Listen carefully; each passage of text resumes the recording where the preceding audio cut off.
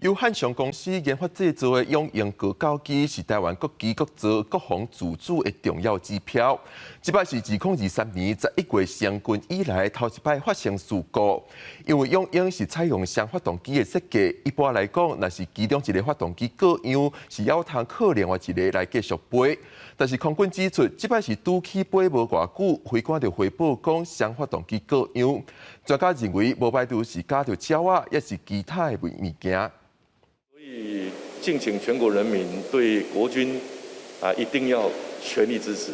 对空军永兴国教机对海以外，总统大强调，呼吁个人甲联系调野应该全力支持国防，尤其永兴国教机是咱国机国造国防自主的重要指标。不过2023年11月才成军，就第一摆失事，而且用双发动机设计永兴，一般来讲，那其中一个发动机失灵，也可能靠另外一个完成飞行。不过这摆空军指出，多起飞无偌久，都受到飞官姓林少校回报，双发动机失效，专家认为状况真罕见。同时双发动机失效的状况之下，这几率是很低的，但却发生了。发动机是很脆弱，你哪怕只是一个小石头进去，都会造成压缩机叶片跟涡轮叶片打烂，那整个发动机就失效。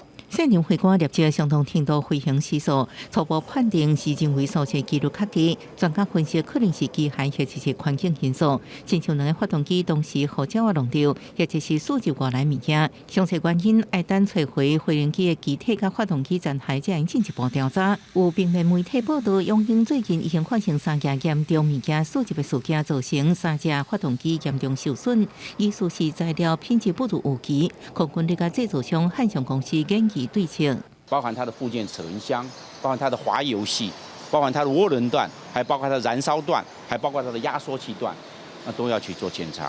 永兴国教机已经接提到过 F5战机部分机任务，未来还会出台 AT3教练机，加入新一代空军飞行员养成机种。不过原本规划2021年到2026年，汉翔要将66架永兴全部交付空军，不过受疫情冲击，进度延前。目前到41架，即马个发生事故，和汉翔是不是应如期教机所有变数？记者综合报道。